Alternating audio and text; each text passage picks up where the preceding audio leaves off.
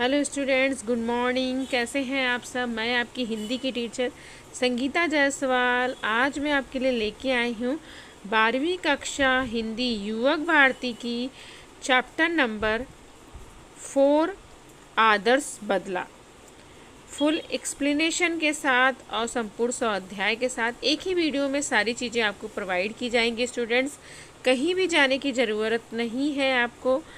सारे डाउट्स आपके इस वीडियो में क्लियर होने वाले हैं। तो प्लीज़ आपको अच्छा लगे तो प्लीज़ लाइक करिए, शेयर करिए, सब्सक्राइब करिए मेरे चैनल को, और सारे डाउट्स आपके क्लियर होने वाले हैं। चलिए स्टार्ट करते हैं। आज का हमारा जो चैप्टर है आदर्श बदला, और जिसके लेखक हैं सुदर्शन जी। बहुत ही सुंदर चैप्टर है और बहुत ही अच्छा है। चलिए स्टार्ट करते हैं। और एक बात और कहना चाहती हूँ स्टूडेंट्स, डिस्क्रिप्शन बॉक्स में मैंने इसका पीडीएफ, इस चैप्टर का पीडीएफ भी अपलोड कर दिया है। वहाँ पर आप क्लिक करके चैप्टर के जो स्वाध्याय हैं वहाँ से आप कंप्लीट कर सकते हैं। ठीक है स्टूडेंट्स, चलिए स्टार्ट करते हैं इस वीडियो को हम। चलिए स्टूडेंट्स, हम स्टार्ट करते हैं। पहले हम लेखक परिचय जानेंगे, उसके बाद प्रमुख कृतियाँ, विधा परिचय, पाठ परिचय। ठीक है, लाइन से सारी चीज़ जानते जाते हैं स्टूडेंट्स। तो लेखक परिचय जान लेते हैं। सुदर्शन जी का जन्म 29 मई 1895 को सियालकोट में हुआ था। सियालकोट में हुआ था। ठीक है स्टूडेंट्स, कहाँ पे हुआ था देख लीजिए। 1895 में सियालकोट में हुआ था। आपका वास्तविक नाम बद्रीनाथ है। उनका जो रियल नेम था, उनका क्या नाम था, उनका बद्रीनाथ था। ठीक है, अंडरलाइन करते जाइए, क्वेश्चन पूछा जाएगा, क्वेश्चन बनते हैं बोर्ड के एग्ज़ाम में। आपने प्रेमचंद की लेखन परंपरा को आगे बढ़ाया है। प्रेमचंद की जो लेखन परंपरा थी बच्चों, उसे उन्होंने आगे बढ़ाया है। साहित्य को लेकर आपका दृष्टिकोण सुधारवादी रहा है। आपकी रचनाएं आदर्शमुख यथार्थवाद को रेखांकित करती हैं। साहित्य सृजन के अतिरिक्त आपने हिंदी फिल्मों की पटकथाएं और गीत भी लिखे हैं। ठीक है स्टूडेंट्स, इन्होंने साहित्य के अतिरिक्त और क्या किया है, पाठ कथाएं और गीत वगैरह भी लिखा है। हार की जीत आपकी प्रथम कहानी है। अंडरलाइन करेंगे सब लोग। हार की जीत इनकी प्रथम कहानी है। पूछा जाएगा क्वेश्चन, इनकी प्रथम कहानी का नाम लिखिए, तो हार की जीत। ठीक है, और हिंदी साहित्य की विशिष्ट स्थान रखती है। ये हिंदी साहित्य में बहुत महत्वपूर्ण स्थान रखती है। आपकी कहानी की भाषा सरल, पात्र अनुकूल तथा प्रभाव पादक है। आपकी कहानियाँ घटना प्रधान है। रचनाओं में उपयुक्त मुहावरे आपकी साहित्य भाषा को जीवंत तथा कथन को प्रखरता प्रदान करती है। आपका निर्धन 9 मार्च 1967 में हुआ था। ठीक है, निर्धन कभी हुआ था, 9 मार्च। अंडरलाइन कर लीजिए आप लोग, समझ में आ गया। तो हमने यहाँ पर सुदर्शन जी का परिचय पढ़ लिया है स्टूडेंट्स। चलिए आगे देखते हैं। आदर्श बदला जो हम पढ़ने वाले हैं चैप्टर नंबर 4। तो यहाँ पर हमने लेखक परिचय जो है पढ़ लिया है, कंप्लीट कर लिया। उनकी प्रमुख कृतियाँ आप देख लेते हैं स्टूडेंट्स, क्या है उनकी प्रमुख कृतियाँ। चलिए आगे देखते हैं। चलिए देख लेते हैं। पुष्पलता, सुदर्शन सुधा, तीर्थ यात्रा, पनघट कहानी संग्रह है, सिकंदर भागचक्र नाटक है, भगवती उपन्यास है, अनरी मजिस्ट्रेट, प्रहसन आदि। ये सब इनकी प्रमुख कृतियां हैं। ठीक है स्टूडेंट्स, प्लीज़ अंडरलाइन करेंगे आप लोग प्रमुख कृतियां को, क्योंकि क्वेश्चन पूछा जाता है कि लेखक की 2 या 3 कृतियां लिखिए, तो आप यहाँ से लिख सकते हैं। बहुत सारी कृतियां दी गई हैं, तो यहाँ से कोई भी जो कृतियां आपको याद हो अच्छे से वो आप लिख सकते हैं। ठीक है स्टूडेंट्स, चलिए देख लेते हैं आगे। विधा परिचय जान लेते हैं हम इनका।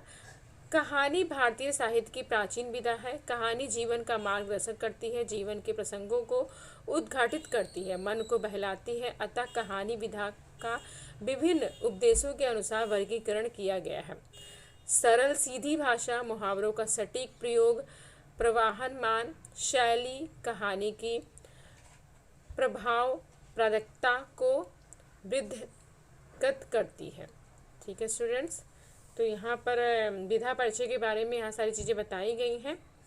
जो कहानी होती है भारतीय साहित्य की प्राचीन विधा है, जो कहानी हो भारतीय साहित्य की। चलिए आगे देख लेते हैं, पाठ परिचय जान लेते हैं स्टूडेंट्स। प्रस्तुत पाठ में लेखक ने बदला शब्द को अलग ढंग से व्याख्यात किया है। यहाँ पर जो बदला शब्द हम पढ़ रहे हैं स्टूडेंट्स, क्योंकि चैप्टर का नाम ही बदला, आकाश बदला है, तो यहाँ बदला शब्द को उन्होंने अलग ही ढंग से व्याख्या की है। यदि वह बदला किसी के मन में उत्पन्न हिंसा को समाप्त कर उसे जीवन का सम्मान करने की सीख देता है तो वह आदर्श बदला कहलाता है।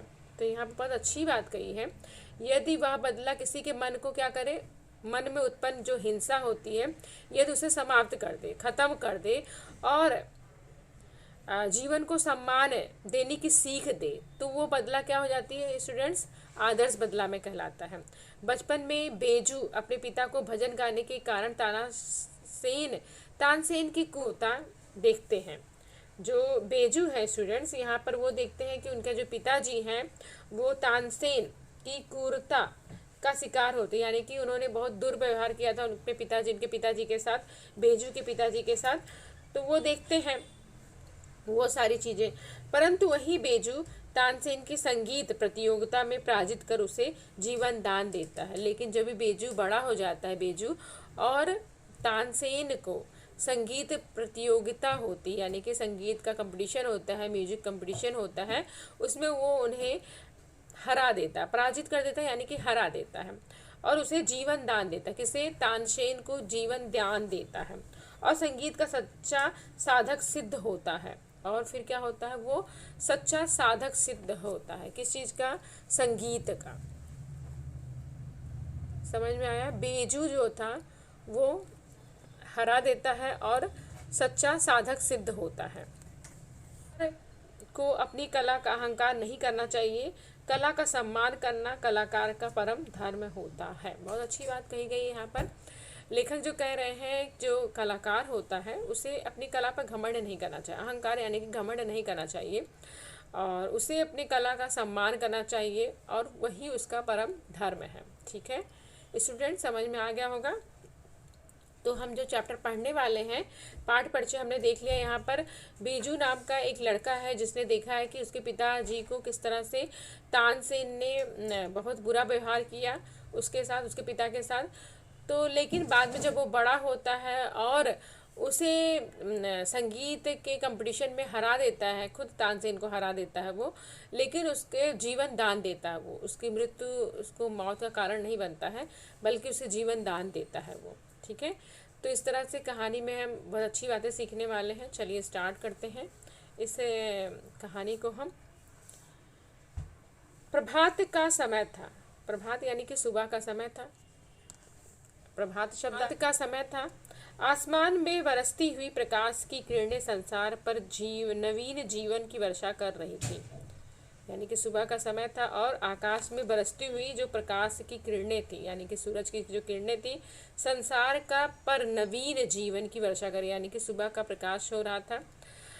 12 घंटों के लगातार संग्राम के बाद प्रकाश ने अंधेरे पर विजय पाई थी, यानी कि रात का समय कितना था, 12 घंटे रात थी। संग्राम के बाद, यानी कि लगातार, यहाँ संग्राम यानी कि लड़ाई से है, लेकिन यहाँ पर अर्थ लिया जाएगा कि रात का समय बीतने के लिए प्रकाश को 12 घंटे लगे, प्रकाश आने के लिए 12 घंटे लगे, यानी कि विजय प्राप्त किया प्रकाश ने 12 घंटे में। इस खुशी में फूल झूम रहे थे, यानी कि सुबह की किरणें जब होती हैं तो रात बीत गया है, अंधकार मिट गया है और फूल जो है वो झूम रहे हैं, खिल उठे हैं, पक्षी मीठे गीत गा रहे हैं, पेड़ों की शाखाएं खेलती थी और पत्ते तालियां बजाते हैं, चारों तरफ खुशियां झूमती थी, चारों तरफ गीत गूंजते थे। इतने में साधुओं की एक मंडली शहर के अंदर दाखिल हुई। इतने में क्या होता है, एक साधुओं की जो मंडली है स्टूडेंट्स, वो शहर में दाखिल होती है। ठीक है, आगे देखते हैं।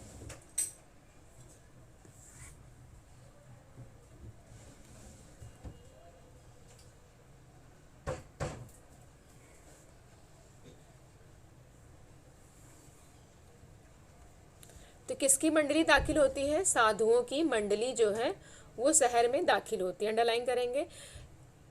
उनका ख्याल था कि मन बड़ा चंचल है, अगर उसे काम ना हो तो इधर उधर भटकने लगता है।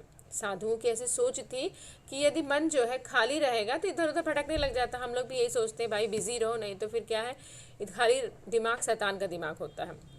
तो उनकी भी सोच ऐसी थी कि खाली जो दिमाग रहेगा तो इधर उधर कामों में लगेगा, और अपने स्वामी को विनाश की खाई में गिराकर नष्ट कर डालना, उसे भक्ति की जंजीरों में जकड़ देना चाहिए। साधु गाते थे, सुमर सुमर भगवान को, मूरख मत खाली छोड़ इस मन को।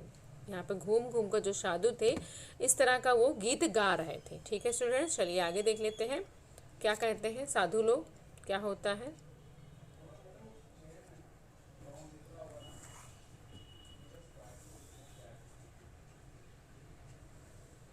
जब संसार को त्याग चुके थे, जब संसार को चुके थे, उन्हें सुर ताल की क्या परवाह थी। यानी कि जो साधु लोग थे उन्होंने संसार को तो त्याग दिया था, उन्हें संसार को त्याग दिया था, मोह माया को त्याग दिया था, परिवार को त्याग देते हैं वो लोग। ठीक है, अकेले जीवन जीते हैं, तो उन्हें सुर ताल की कोई समझ नहीं थी।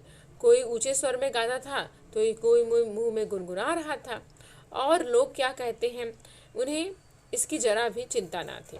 तो उनको सुर ताल की तो स्टूडेंट्स कोई खबर नहीं थी, क्योंकि उन्होंने मोह माया घर परिवार सब छोड़ दिया था, साधु संत बन गए थे। तो यहाँ पर कोई लोग क्या कर रहे थे, बहुत तेज तेज से गा रहे थे, और कोई लोग क्या कर रहे थे, गुनगुना रहे थे, और लोग क्या कहते हैं इसके बारे में वो कभी सोच नहीं रहे थे। ये अपनी राग में मगन थे, यानी कि जो साधु लोग थे वो अपने राग में मगन थे, गाए जा रहे थे कि सिपाहियों ने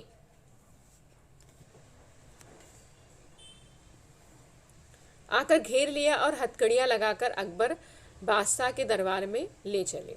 यानी कि जब वो गा रहे थे, साधु लोग शहर में घुस गए थे और गा रहे थे, कोई तेज आवाज़ में गा रहा था, कोई गुनगुना रहा था।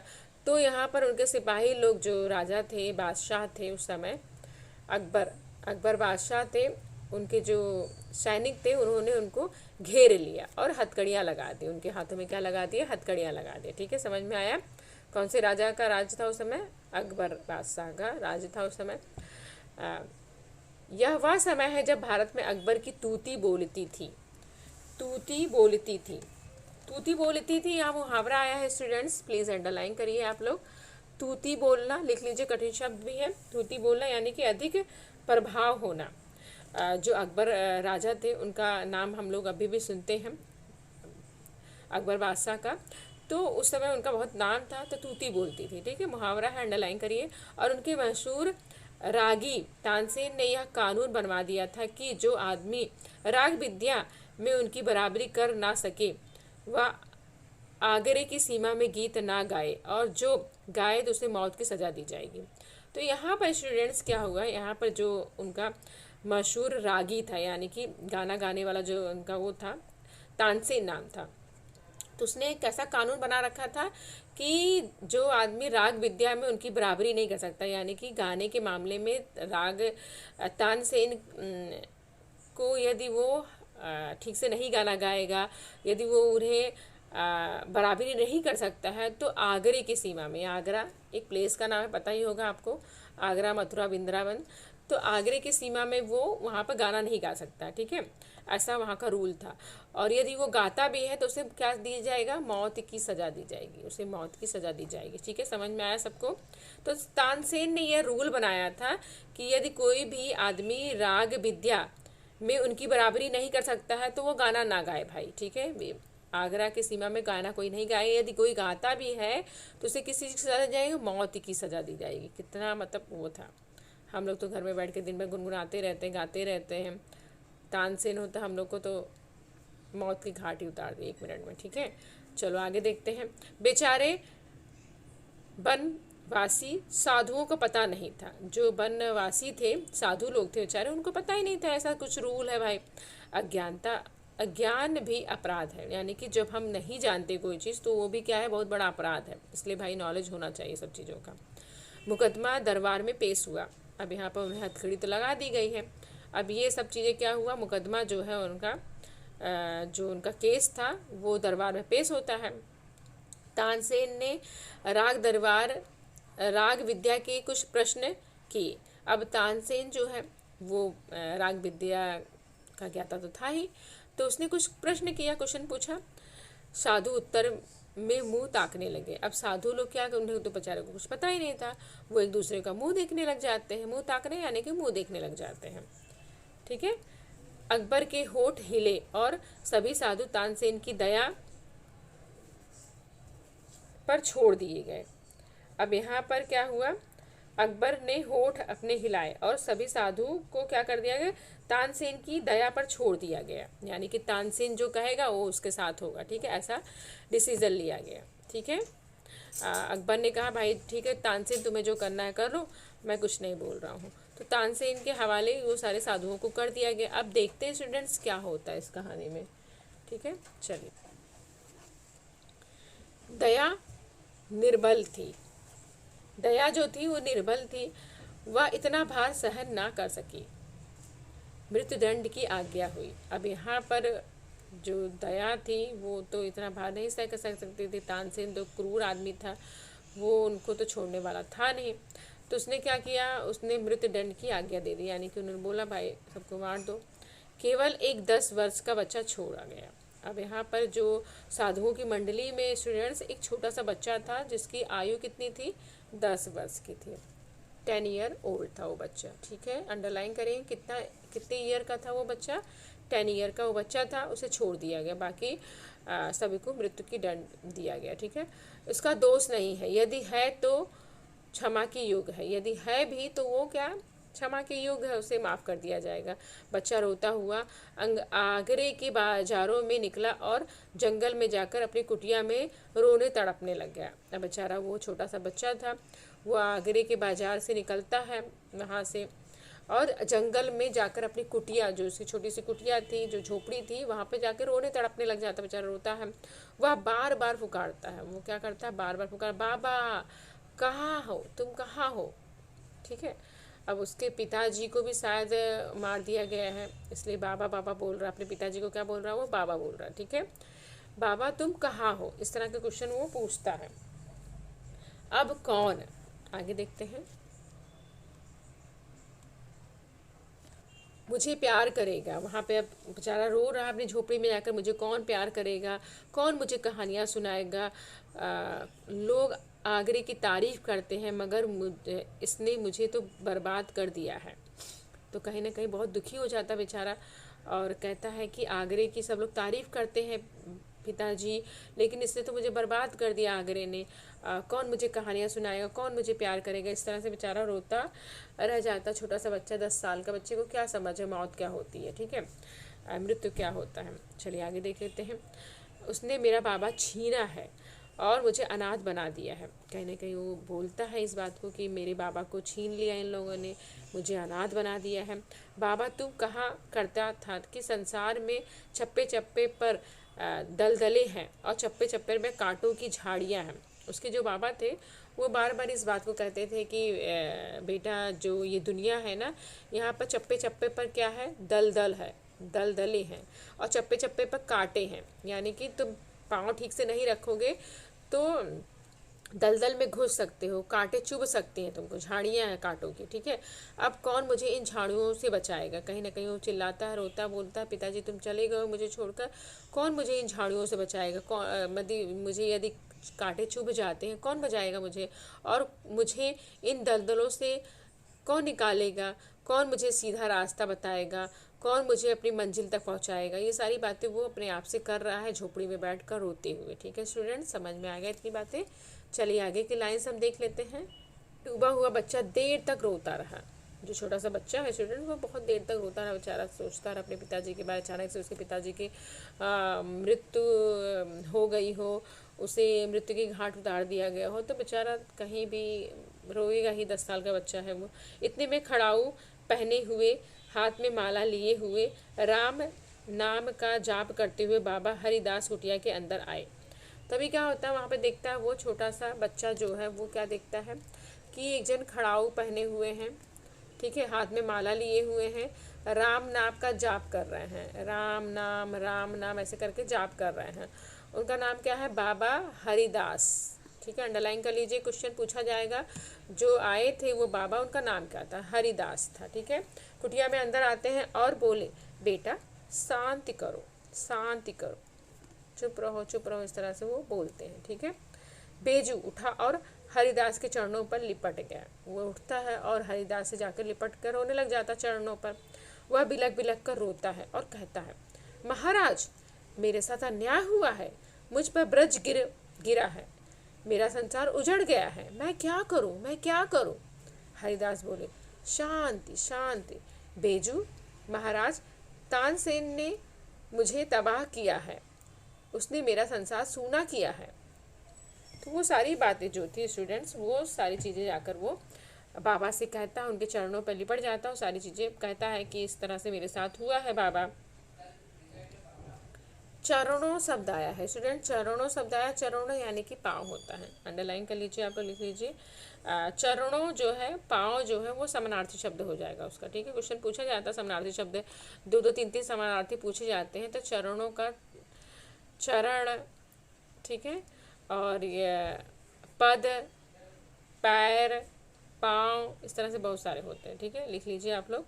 चलिए आगे की लाइंस कंप्लीट करते हैं हम।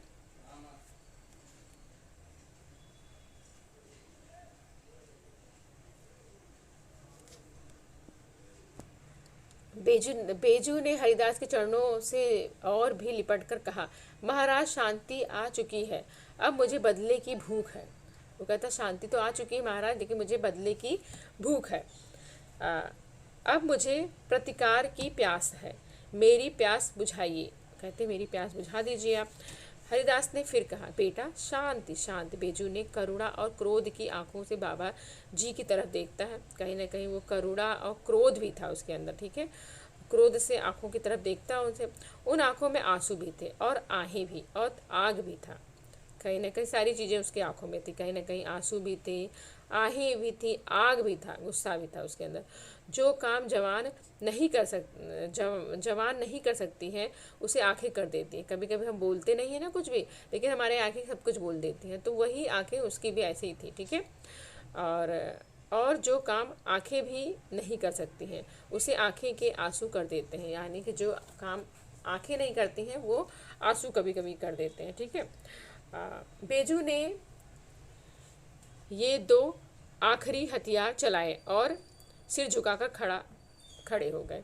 तो यहाँ पर जो लास्ट हथियार था, यानी कि आंसू और उनकी आंखें जो थी वो सब कुछ कह रही थी, तो वो सिर झुकाए हुए थे और वो उस हथियार को चलाते, यानी कि उसका इस्तेमाल करते हैं अपने आँखों का, अपने आंसुओं का, और उसके बाद सिर झुका। हरिदास ने धीरज की दीवार आंसुओं की बौछार न सह सकी और काँप कर गिर गई।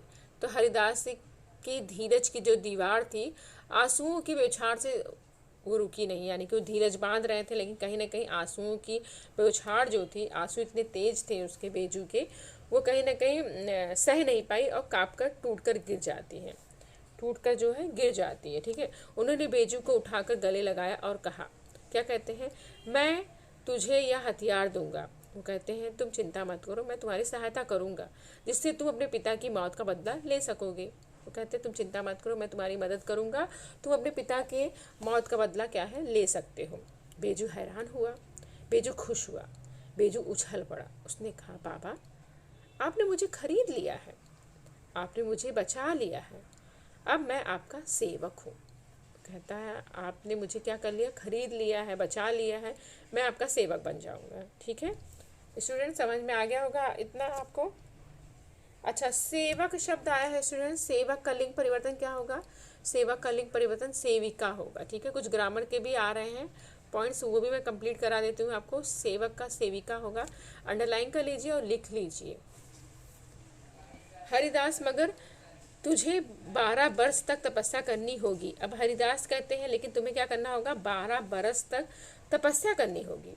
अंडरलाइन करेंगे, क्वेश्चन पूछा जाएगा कि कितने बरस तक तपस्या करनी थी। 12 बरस तक तपस्या करनी पड़ेगी, कठोर तपस्या, भयंकर तपस्या। ठीक है, तपस्या कैसी होगी, कठोर और भयंकर, अंडरलाइन करेंगे। बेजू, महाराज आप 12 बरस कहते हैं, मैं 12 जीवन देने को तैयार हूँ। कहते कोई बात नहीं, 12 बरस क्या है, मैं तो 12 जीवन दे दूंगा। मैं तपस्या करूंगा, मैं दुख झेलूंगा, मैं मुसीबतें उठाऊंगा, मैं अपने जीवन का एक एक क्षण आपको भेंट कर दूंगा। मगर क्या इसके बदले आप मुझे वह हथियार मिल जाएगा जिससे मैं अपने बाप की मौत का बदला ले सकूं। अब यहाँ पर उसके अंदर बहुत गुस्सा है, कहीं ना कहीं उसके पिताजी को छीना गया है, मार दिया गया है। तो वो कह रहा है कि 12 बरस का मैं 12 जन्म तक साथ दूंगा, हर दुख को, हर मुसीबत को झेलूंगा, लेकिन क्या आप मुझे वो हथियार दे सकेंगे जिससे मैं अपने पिता की मौत का बदला ले सकूं। ठीक है। हरिदास, हाँ मिल जाएगा। बेनू, तो मैं आज से आपका दास हूँ, आप आज्ञा दें, मैं आपकी हर आज्ञा का सिर और सिर के साथ हिला झुका का पालन करूँगा। अब वो कहता है कि मैं आज से ही आपका सेवक बन जाऊँगा, आपका दास बन जाऊँगा, जो भी आप कहेंगे हर बात मैं आपकी मानूंगा। ठीक है, चलिए आगे देख लेते हैं स्टूडेंट्स। जवान था और राग विद्या में दिन ब दिन आगे बढ़ रहा था। अब बेजू बावरा जो था वो जवान हो गया था, बड़ा हो गया था, और राग विद्या में दिन प्रतिदिन क्या आगे बढ़ रहा था। उसके स्वर में जादू था। उसके स्वर में क्या था स्टूडेंट? जादू था। और तान में एक आश्चर्यमयी मोहिनी थी। और जब वो गाता था तो आश्चर्यमयी मोहिनी थी, यानी कि आकर्षित करने वाली उसकी आवाज़ थी। गाता था तो पत्थर तक पिघल जाते थे, यानी कि इतना उसके अंदर वो था, उसका गाता इस तरह से था स्टूडेंट्स कि पत्थर भी क्या हो जाते थे? पिघल जाते थे। पशु पक्षी तक मुग्ध हो जाते थे, यानी कि पशु पक्षी भी क्या हो जाते थे? कहीं ना कहीं आकर्षित हो जाते थे। लोग सुनते थे और झूमते थे तथा वाह वाह करते थे, यानी कि जब लोग सुनते थे तो उनके क्या करते थे? झूमने लग जाते थे, वाह वाह करने लग जाते थे। अंडरलाइन करेंगे ये सब लाइनों को। हवा रुक जाती थी, एक समा बंध जाती थी। सारी चीज़ें लिखेंगे आप लोग, अंडरलाइन करेंगे क्या क्या चीज़ें होती थी जब वो गाना गाता था। पत्थर पिघल जाते थे, पशु पक्षी मुग्ध हो जाते थे, लोग सुनते सुनते झूमने लग जाते थे, वाह वाह करते थे, हवा रुक जाती थी, एक समा सी, एक माहौल बन जाता था। ठीक है, समझ में आया? एक दिन हरिदास ने हंसकर कहा, वत्स, मेरे पास जो कुछ था वह मैंने तुम्हें दे डाला। अब तुम पूर्ण गंधर्व हो गए हो। अब मेरे पास और कुछ नहीं है और तुझे दूँ। अब यहाँ पर जो हरिदास जी हैं वो कहते हैं कि बेटा अब तुम बड़े हो गए हो, मेरे पास जो भी चीज़ें थी मैं सब चीज़ दे दी है, मेरे पास और कुछ नहीं है तुम्हें देने के लिए। ठीक है, सारी बातें वो हरिदास जो है किससे कहते हैं? बेजू बावरा से कहते हैं। चलिए आगे देखते हैं। हाथ बांध कर खड़ा हो गया, कृतज्ञता का भाव आंसुओं के रूप में बह निकला, यानी कि वो हाथ बांध कर खड़ा हो जाता है, इस तरह से हाथ जोड़कर खड़ा हो जाता है और कहता है, कहीं ना कहीं उसके आंखों में आंसू थे। चरणों पर सिर झुकाकर, सिर रखकर बोला, महाराज आपका उपकार जन्म भर सिर पर ना उतरेगा, यानी कि जो आपने उपकार किया है मेरे ऊपर वो जिंदगी भर नहीं उतरने वाला है। ठीक है, हरिदास सिर हिलाकर बोले, या नहीं बेटा, कुछ और कहो, मैं तुम्हारे मुंह से कुछ और सुनना चाहता हूँ। बेजू, आज्ञा कीजिए। हरिदास, तुम अपने प्रतिज्ञा, तुम मुझसे क्या करो, पहले प्रतिज्ञा करो। बेजू ने बिना सोचे समझे कह दिया, मैं प्रतिज्ञा करता हूँ कि। हरिदास ने वाक्य को पूरा किया, इस राग विद्या से किसी को हानि नहीं पहुँचाऊँगा। तुम प्रॉमिस करो कि मैं कभी भी राग विद्या से किसी को हानि नहीं पहुँचाऊँगा। इस तरह का प्रॉमिस उन्होंने उससे लिया। ठीक है स्टूडेंट, समझ में आया? अंडरलाइन करिए कि इस राग विद्या से किसी को हानि नहीं पहुंचाऊंगा। ठीक है, उसने बिना सोचे समझे सब प्रतिज्ञा ले ली। बेजू का लहू सूख गया, लहू यानी कि लहू सूख गया, यानी कि खून जो उसका था कहीं ना कहीं सूख जाता है। यहाँ पर मुहावरा आया है लहू सूख गया, यानी कि भयभीत हो जाना। लिख लीजिए स्टूडेंट्स, भयभीत हो जाना। ठीक है, कहीं ना कहीं वो भयभीत हो जाता है और उसके पैर लड़खड़ाने लग जाते हैं। उसके पैर जो है वो क्या हो जाते हैं? लड़खड़ाने लग जाते हैं। सफलता के बाग में भरे भागते हुए दिखाई दिए, सफलता के बाग में भागते हुए दिखाई, यानी कि सफलता का जो मार्ग था, जो बाग था, उसमें वो भागता हुआ दिखाई दे रहा था। 12 वर्ष की तपस्या पर एक क्षण में पानी फिर गया, यानी कि 12 वर्ष से वो तपस्या कर रहा था और एक क्षण में क्या हो गया? पानी फिर गया। सारी चीज़ें प्रतिहिंसा की छुरी हाथ आई तो गुरु ने प्रतिज्ञा लेकर कुंद कर दी। यानी कि प्रतिहिंसा यानी कि बदले की भावना जब आई थी उसके हाथ में, बदला लेने का समय आ गया था उसके हाथ में, लेकिन अभी गुरुजी ने क्या कर दिया, प्रतिज्ञा ले ली, उससे प्रॉमिस ले लिया, भाई राग विद्या से तुम्हें किसी को नुकसान नहीं पहुंचाना है। बेजू ने होठ काटे, दांत पीसे और रक्त का घूंट पीकर रह गया। अब कहीं ना कहीं उसने अपने आप को कंट्रोल कर रहा है, वो अपने दांत पीसता है, होठों को काटता है, दांतों को पीसता है, होठों को काटता, रक्त जो था, खून जो है पी लेता है वो। और मगर गुरु के सामने उसने मुंह से एक शब्द नहीं निकाला। उसने अपने गुरु के सामने कुछ नहीं कहा कि नहीं मैं नहीं कर सकता हूँ ऐसा। आजकल के जो स्टूडेंट्स होते हैं तुरंत टीचर से ही लड़ने लग जाते हैं, नहीं आपने ऐसा कैसे कर दिया, आपने ऐसे कैसे कर दिया, ठीक है। लेकिन जो ये स्टूडेंट था, ये अपने गुरु ने जो बोला उसने सुन लिया, चुपचाप कुछ नहीं बोलता वो। गुरु गुरु था, शिष्य शिष्य था। यहाँ पे बात कही भी गई है, जो गुरु होता है वो गुरु होता है और जो शिष्य होता है वो शिष्य ही रहेगा, ठीक है। शिष्य गुरु से विवाद नहीं करता है, जो शिष्य लोग होते हैं वो कभी गुरु से अपने विवाद नहीं करते हैं, ठीक है। चलिए आगे देख लेते हैं स्टूडेंट्स।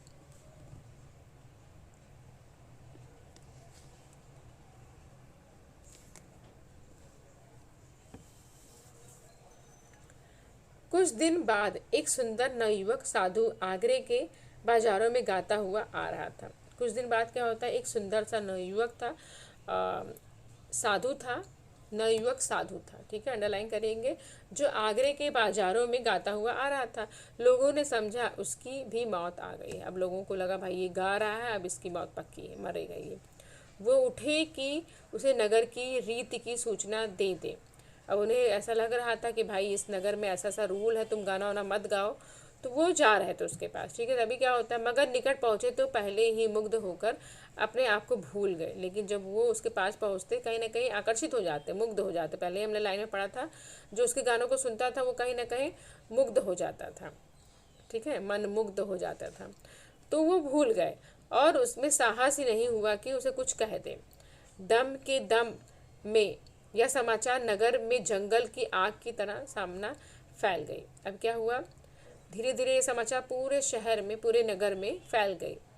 जंगल में जिस तरह से आग फैलती है ना, एकदम से एक पेड़ में लगा, दूसरे से तीसरा, चौथा, पांचवा, ऐसे इस तरह से ये बात भी कि भाई कोई आया हुआ है, नवयुवक है, साधु है, जो आगरे के बाजार में गा रहा है, ये बात पूरे शहर में फैल गई, नगर में फैल गई। और कि साधु रागी आया है। कौन आया है, साधु रागी आया है, जो बाजारों में गा रहा है। सिपाहियों ने हथकड़ियां संभाली और पकड़ने के लिए साधु की ओर दौड़े, परंतु पास आना था कि रंग पलट गया। अब यहाँ पर हथकड़ी लगाने के लिए साधु, जो सिपाही लोग थे वो आ रहे थे स्टूडेंट्स, तो यहाँ पर वो जैसे ही उसके पास पहुँचते, लेकिन रंग क्या बदल जाता, वो हथकड़ी नहीं लगा पाएंगे। साधु के मुखमंडल में तेज की किरणें फूट रहे थे। मुखमंडल में क्या हो रहा था, तेज की किरणें फूट रहे, यानी कि कहीं ना कहीं बहुत अट्रैक्शन था उसके चेहरे पर, उसके गाने में। तो जैसे जादू था, मोहिनी थी और मुग्ध होने वाली शक्ति थी, ठीक है, ये सारी बातें थी उसके अंदर। जादू था, ऐसा लग रहा था जादू है उसके अंदर, मोहिनी थी और मुग्ध करने वाली शक्ति थी, ठीक है। चलिए आगे की लाइन्स देख लेते हैं हम। सिपाहियों ने ना अपनी सुध रही और ना हथकड़ियों की, ना अपने बल की, ना अपने कर्तव्य की, ना बादशाह की, ना बादशाह के हुक्म की। अब यहाँ पर जो सिपाही आए थे स्टूडेंट्स, उन्हें किसी बात का वो नहीं हो रहा था, वो बस आकर्षित हो गए थे उनके गीत में, सुनने लग गए थे सारी चीज़ें। वो ना उन्हें अपने कर्तव्य का ध्यान था, ना जो बादशाह ने हुक्म दिया था उसका ध्यान था, किसी चीज़ का ध्यान नहीं था, ठीक है। वो आश्चर्य से उसके मुख की ओर देखने लगे। आश्चर्य से क्या कर रहे थे, उसके उसके मन की, उसके मुख की तरफ देखने लगे, जहाँ सरस्वती का वास था। सरस्वती यानी कि कौन, जो सरस्वती माता होती, विद्या की जो माता होती हैं वो सरस्वती होती है, ठीक है। वो उसका वास था और जहाँ से संगीत की मधुर ध्वनि की धारा बह रही थी। साधु मस्त था, सुनने वाले मस्त थे। साधु भी मस्त था अपने धुन में और सुनने वाले जो थे वो भी मस्त थे। जमीन आसमान मस्त थे, जैसे जमीन आसमान सब मस्त थे। गाते गाते साधु धीरे धीरे चला जा रहा था और श्रोताओं का समूह भी धीरे धीरे चला जा रहा था। अब धीरे धीरे जो श्रोतागण थे, श्रोताओं यानी कि जो श्रोतागण थे, सुनने वाले जो लोग थे, वो भी उनके पीछे पीछे चले जा रहे थे। ठीक है, ऐसा मालूम हो रहा था जैसे एक समुद्र है, उसके उसमें उससे जिसे नवयुवक साधु आवाज़ों की जंजीर से खींच रहा है। ऐसा लग रहा था कोई समुद्र है और एक नवयुवक साधु है जो आवाज़ की जंजीर से क्या कर रहा है, समुद्र को खींच रहा है और संकेत से अपने साथ साथ आने की प्रेरणा दे रहा है और संकेत कर रहा है कि मेरे साथ आओ, चलो। ठीक है, इस तरह से संकेत प्रेरणा दे रहा है। मुग्ध जन समुदाय चलता गया। अब यानी कि वो गा रहा है और पीछे पीछे लोग चले जा रहे हैं। पता नहीं किधर को, पता नहीं कितनी देर, एकाएक गाना बंद हो गया। एकाएक क्या होता है स्टूडेंट्स, गाना बंद हो जाता है। जादू का प्रभाव टूटा तो लोगों ने देखा कि वो तानसेन के महल के सामने खड़ा है। वो क्या देखता है, तानसेन जो है उसके महल के सामने वो खड़ा हुआ है। उन्होंने दुख और पश्चाताप से हाथ मले और सोचा, यह हम कहाँ आ गए। पश्चाताप यानी कि पछतावा। कहीं ना कहीं जब लोगों को होश आया और लोगों को होश आता है तो वो सोचते अरे यार हम लोग कहाँ आ गए, कहाँ फंस गए। अब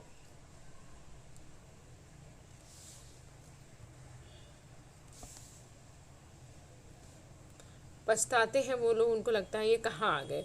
साधु अज्ञान से ही मौत के द्वार पर आ गया है। अब उन्हें लग रहा है कि ये साधु बेचारा तो अभी इसको तो पता ही नहीं है और मौत के द्वार पे तो आ गया है, ये दरवाजे पर तो आ गया। भोली भाली चिड़िया अपने अपने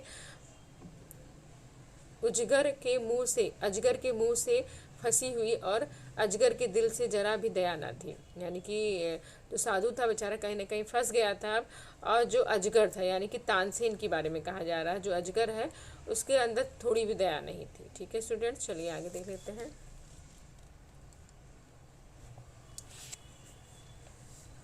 तानसेन बाहर निकला। अब राजमहल के सामने वो खड़ा हो गया है तानसेन के।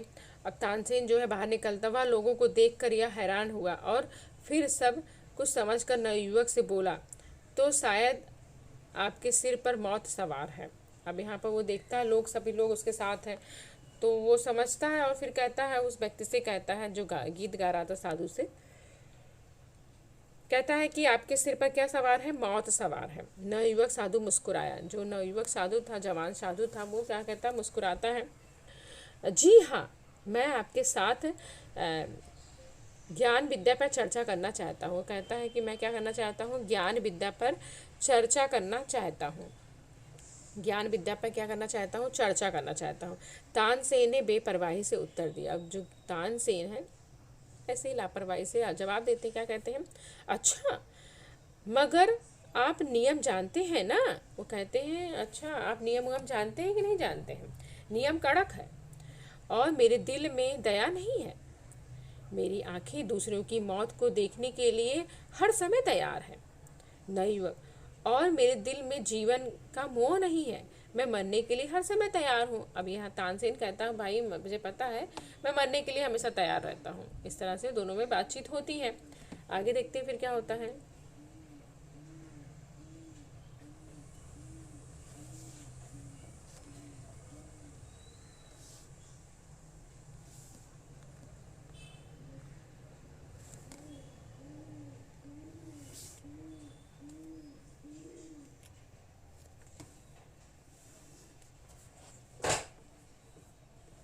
उसी समय सिपाही को अपनी हथकड़ियों का ध्यान आया। उसी समय क्या होता है, जो सिपाही लोग होते हैं उनको हथकड़ियों का ध्यान आता है।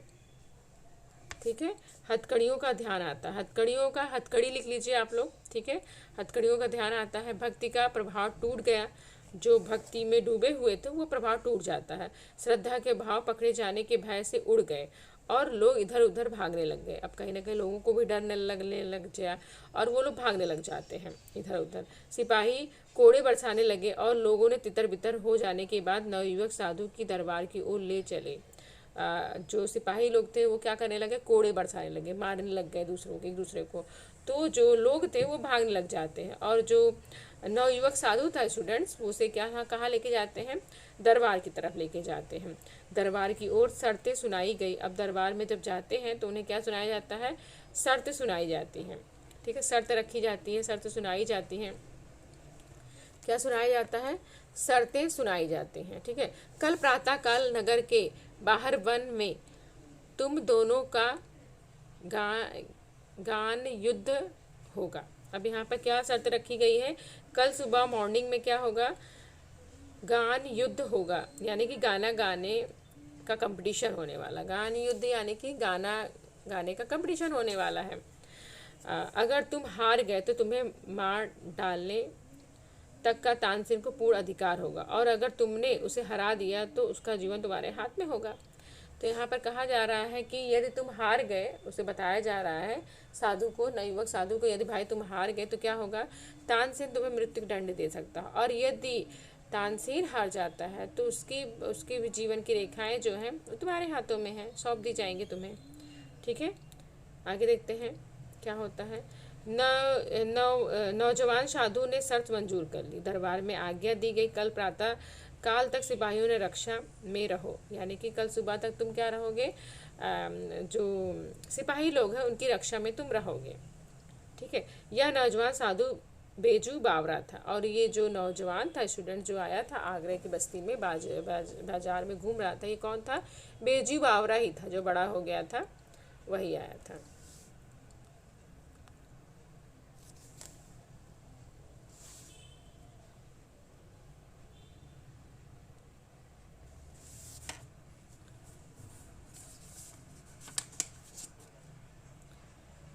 सूरज भगवान की पहली किरण के आगरे के लोगों को आगरे के बाहर जाते देखा।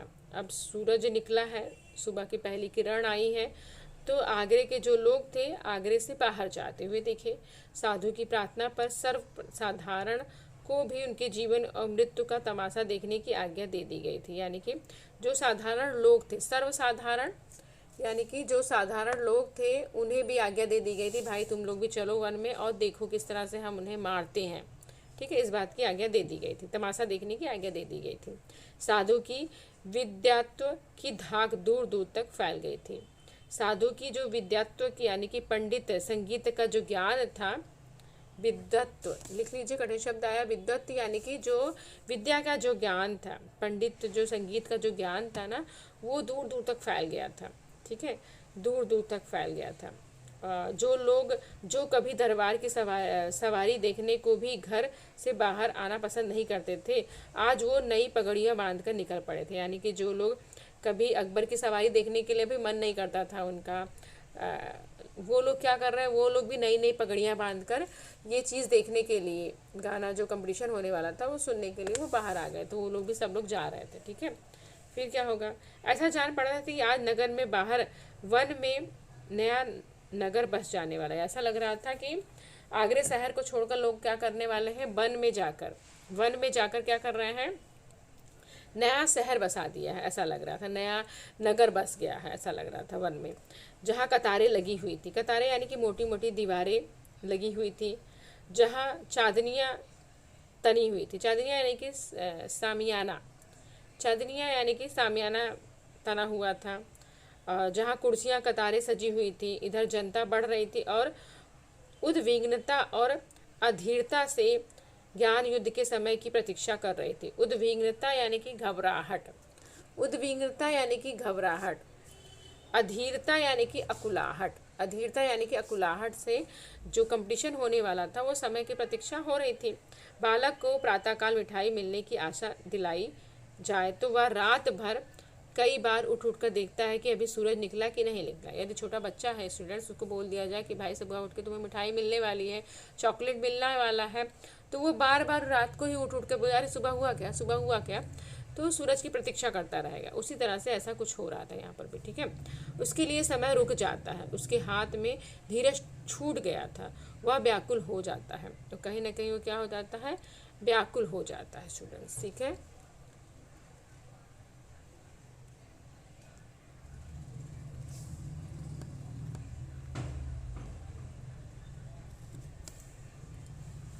तो कहीं ना कहीं वो जो है व्याकुल हो गया है। ठीक है, समय हो गया, लोगों ने आंख उठाकर देखा। अकबर सिंहासन पर था, साथ ही नीचे की तरफ तानसेन बैठा था और सामने फर्श पर नवयुवक बेजू बावरा दिखाई दे रहा था।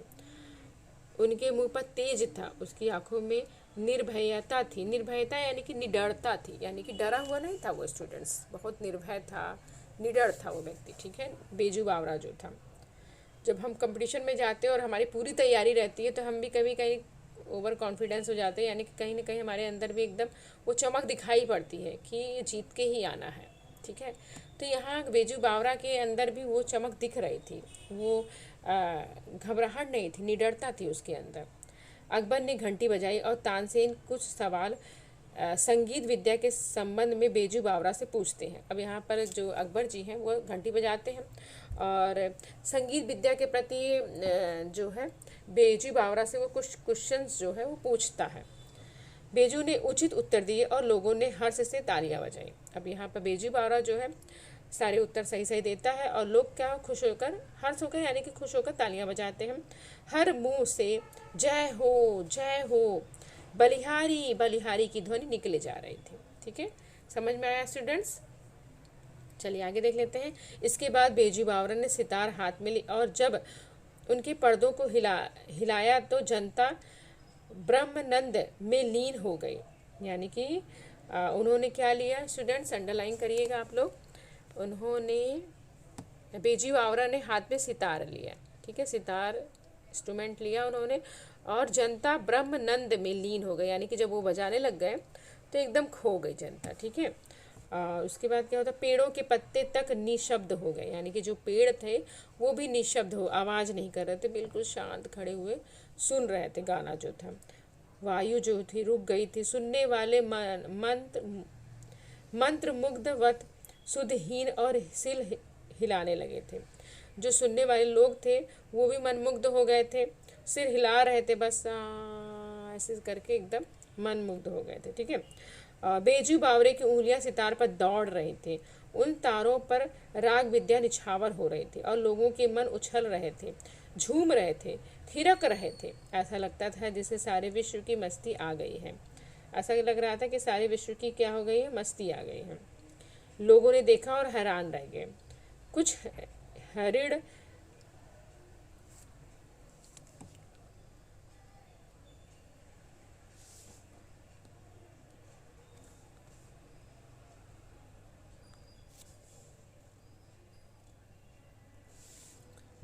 लोगों ने देखा, हैरान रह गए। कुछ हरित छलांगे लगाते मारते हुए आए और बेजू बावरा के पास खड़े हो गए।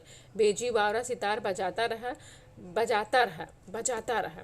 वहाँ पर वो देखते हैं, क्या देखते हैं कि कुछ हिरन जो है वो वहाँ पर उसके समीप आ गए हैं, बेजू बावरा के समीप आ गए हैं और वो सितार बजाए जा रहे हैं, बजाए जा रहे हैं, बजाए जा रहे हैं। ठीक है, आगे देखते हैं, बहुत इंटरेस्टिंग कहानी है स्टूडेंट्स। ठीक है, आगे देखते हैं क्या होता है।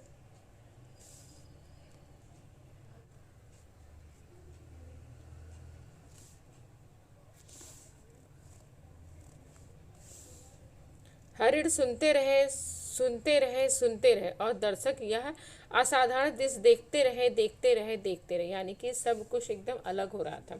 जो हिरन थे स्टूडेंट्स वो भी सुन रहे थे गाने को और जो दर्शक थे वो असाधारण दृश्य था ना, कोई गा रहा हो और जानवर आ जाए, हिरण आ जाए उसके सामने इस तरह से और सुन रहा हो, वो भी खड़ा होकर सुन रहा हो, तो ये दृश्य बहुत ही अनोखा था। इस तरह से दृश्य देखने को नहीं मिलता है। असाधारण शब्द आया है स्टूडेंट्स, असाधारण यानी कि जो साधारण ना हो। ठीक है, दुर्लभ हो, ऐसा दृश्य जो है दुर्लभ हो। ठीक है, हरिण मस्त और बेसुध थे। बेसुध यानी कि जिसे कोई होश ना हो, बेसुध शब्द लिख लीजिए, यानी कि जिसे कोई होश ना हो। बेजू बावरा ने सितार हाथ में रख ली। बेजू बावरा जो थे वो सितार को हाथ में रख लेते और गले की फूल मालाएं उतारकर उन्हें पहना दी। जो फूल मालाएं उन्हें पहनी थी उन्होंने क्या किया, उस फूल माला को उन्होंने हिरण के गले में पहना दी। फूलों के स्पर्श से हिरणों को सुध आई और वो चौकड़ी भरते हुए गायब हो गए। अब यहाँ पर जब उस फूलों की जो मालाएं पहनाए उन्होंने, तो उन्होंने कहीं कहीं होश आया और वो फिर चौकड़ी भरते हुए क्या करते हैं, गायब हो जाते हैं, वहाँ से चले जाते हैं। चौकड़ी भरना यानी कि छलांग लगाते हुए वहाँ से चले जाते हैं। छलांग लगाना, छलांग लगाना लिख लीजिए आप लोग। गायब हो जाते। बेजू ने कहा, तानसेन मेरी फूल मालाएं यहाँ मंगवा दे, मैं तब जानूं कि आप राग विद्या जानते हैं। अब यहाँ पर क्या हुआ, अब यहाँ पर देखिए बेजू बावरा जो है वो क्या कहता है कि जो हिरन को मैंने फूल मालाएं पहनाई हैं, अब तानसेन को क्या करना है, उस फूल मालाओं को मंगवा दो मेरे, तब मैं जानूं कि तुम राग विद्या में अच्छे हो। इस तरह से वो शर्त रखता है उसके सामने। ठीक है, अभी देखते हैं, इंटरेस्टिंग बहुत है, आगे क्या होता है।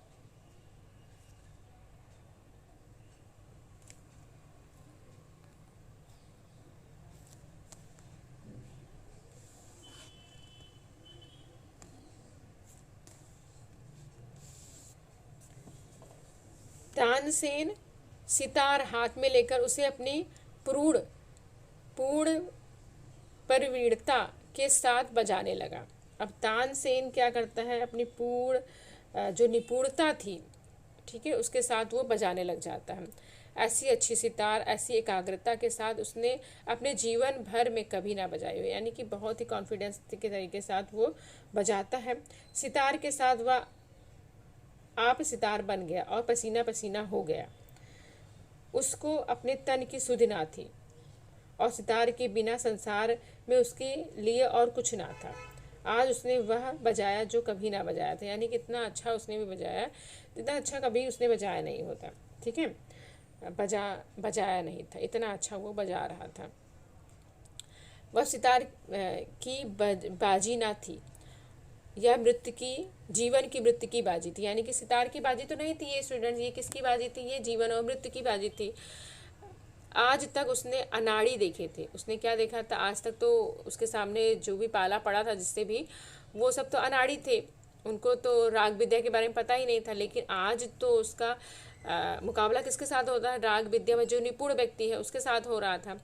तो कहीं ना कहीं अब उसका जो कंपटीशन था वो जीवन मृत्यु के बाजी के साथ था, यानी कि कंपटीशन जो था वो जीवन और मृत्यु के साथ था। ठीक है, यदि वो जीत जाएगा तो उसे जीवन दान मिलेगा, यदि हार जाएगा तो मृत्यु को प्राप्त हो जाएगा। इस तरह से कंपटीशन था। आज तक उसने अनाड़ी देखे थे, आज उसके सामने एक उस्ताद बैठा था। कौन बैठा था, उस्ताद बैठा था। ठीक है, कंपटीशन बहुत ही अलग ही था ये।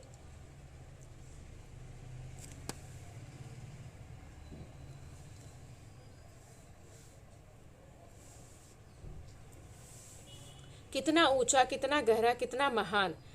आज वह अपनी पूरी कला दिखा देना चाहता था। आज वह किसी तरह की भी जीतना चाहता था।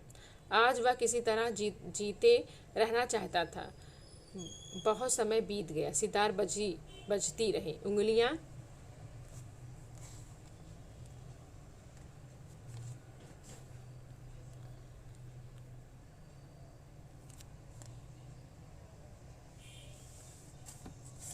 जो है दुखने लग गई। मगर लोगों ने आज तानसेन को पसंद ना किया, लेकिन आज मज़ा नहीं आया। तानसेन की जो धुन थी ना उसमें मज़ा नहीं आया। सूरज और जुगनू का मुकाबला ही क्या, आज से पहले उन्होंने जुगनू देखे थे, आज उन्होंने सूरज देख लिया था। बहुत चेष्टा करने पर भी जब कोई हरिण ना आया तो तानसेन की आंखों के सामने मौत नाचने लग गई। बहुत प्रयास किया उन्होंने भाई कि कोई हिरण आ जाए जिसे फूल मालाएं मैं वापस कर सकूं, लेकिन कोई हिरण वापस नहीं आया। तो क्या हो जाता है, वो उनके सामने क्या हो जाता है, मौत नाचने लग जाती है। अब उनको लगा कि भाई मैं तो मर जाऊंगा अब तो। ठीक है, देह पसीना पसीना हो गया, यानी कि जो शरीर था उनका, देह यानी कि जो शरीर था उनका पसीना पसीना हो गया। लज्जा ने मुखमंडल लाल कर दिए।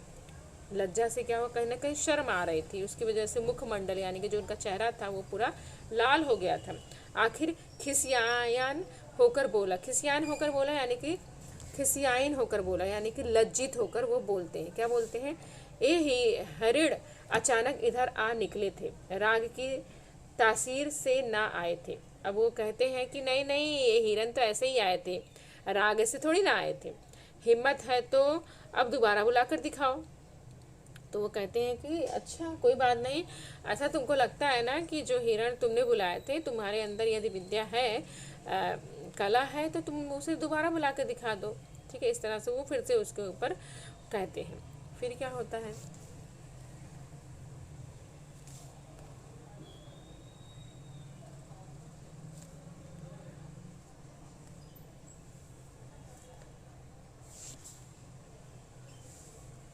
बेजी बावरा मुस्कुराया और धीरे से बोला, बहुत अच्छा, दोबारा बुलाकर दिखाता हूँ। वो कहते, अच्छा कोई बात नहीं भाई, मैं दोबारा बुला कर दिखा दूंगा। यह कहकर उन्हें फिर सितार पकड़ ली। एक बार फिर संगीत लहरी वायुमंडल में लहराने लगी। फिर सुनने वाले संगीत सागर की तरंगों में डूबने लगे। हरिण बेजू बावरा के पास फिर आ गए। वो ही हरिण जिनकी गर्दन में फूल मालाएं पड़ी हुई थी और राग की सुरीली ध्वनि के जादू में बुलाए गए थे। बेजू बावरा ने मालाएं उतार ली और हरिण कूदते हुए उधर से चले गए। ठीक है, अब इन्होंने क्या किया भाई, फिर से वो गाना बजाते हैं और फिर से सब लोग लीन हो जाते हैं और फिर से वो हिरन आ जाती है और वो गर्दन से मालाएं उतार लेते हैं और वो हिरन जो है उछलते हुए फिर से चली जाती हैं। अकबर का तानसेन के साथ अगाह प्रेम था। जो अकबर थे, जो राजा थे, उनको बहुत प्यार करते थे तानसेन से। उनकी मृत्यु निकट देखी तो उनका कंठ भर आया। अब कहीं ना कहीं एकदम से रोने जैसे हो गए, कंठ भराए, गला भराए, परंतु प्रतीक्षा तो हो चुकी थी, लेकिन जो प्रतिज्ञा थी वो हो चुकी थी। वो विवश होकर उठे और संक्षेप में निर्णय सुना दिया। बेजू बावरा जीत गया, तानसेन हार गया। वो धीरे से बोलते हैं कि बेजू बावरा जो है जीत गया और तानसेन जो है हार गया। अब तानसेन की जान बेजू बावरा के हाथ में है। वो इस तरह से कह के चले जाते हैं वहाँ से। ठीक है, फिर क्या होता है,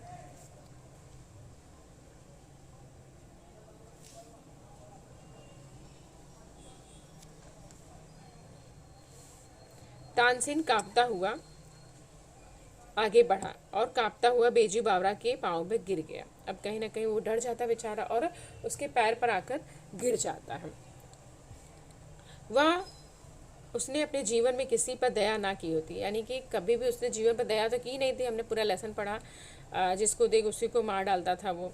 ठीक है, तो उसने कभी जीवन में दया तो की नहीं थी। इस समय दया के लिए गिड़गिड़ा रहा था। गिड़गिड़ा रहा यानी कि भगवान, यानी कि प्रार्थना कर रहा था, मुझे छोड़ दो, मुझे छोड़ दो। गिड़गिड़ाना यानी कि प्रार्थना करना। ठीक है, मेरे प्राण ना लो, बार बार कह रहा था, मेरे प्राण मत लो। बेजू बावरा ने कहा, मुझे तुम्हारे प्राण लेने की चाह नहीं है। तुम इस निठुर नियम को उठवा दो कि जो कोई आगरे की सीमाओं के अंदर गाए, अगर तानसेन के जोड़ का ना हो तो मरवा दिया जाएगा। जो तुमने ये नियम बनाया है, निठुर नियम, यानी कि जो बेकार सा नियम जो तुमने पाल रखा है ना, कि आगरे के अंदर कोई यदि गाता है और वो गाछा नहीं गा पाएगा, तानसेन के जोड़ का नहीं होगा, तो उसे मरवा दिया जाएगा। जो ये तुम्हारा नियम है ना, उसे तुम हटवा दो। अकबर ने अधीर होकर कहा। अधीर होकर यानी कि धैर्य रहित है, उतावले से कहते हैं, उतावलेपन में कहते हैं, क्या कहते हैं, यह नियम अभी इसी क्षण उड़ा दिया जाएगा। वो कहते हैं हाँ हाँ ठीक है, ये नियम को अभी हटा दिया जाएगा। तानसेन बेजू बावरा के चरण में गिर गया और दीनता से कहने लग गया। अब तानसेन जो है स्टूडेंट्स, वो फिर से उनके चरण में गिर जाता है और कहता है, क्या कहता है, मैं यह उपकार जीवन भर ना भूलूंगा। वो कहते हैं मैं जीवन भर यह उपकार नहीं भूलने वाला हूँ। बेजू बावरा ने जवाब दिया। बेजू बावरा जो है वो जवाब देता है, क्या कहते हैं, 12 बरस पहले की बात है। वो कहते हैं 12 बरस पहले की बात है, आपने एक बच्चे की जान बख्शी थी।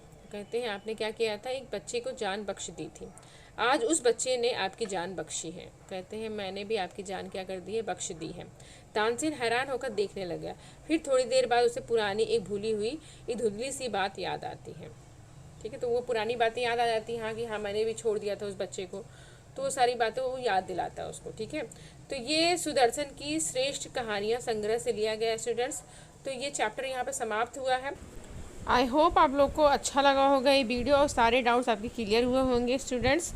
तो thank you so much last तक बने रहने के लिए और मेरा वीडियो देखने के लिए। Bye bye students.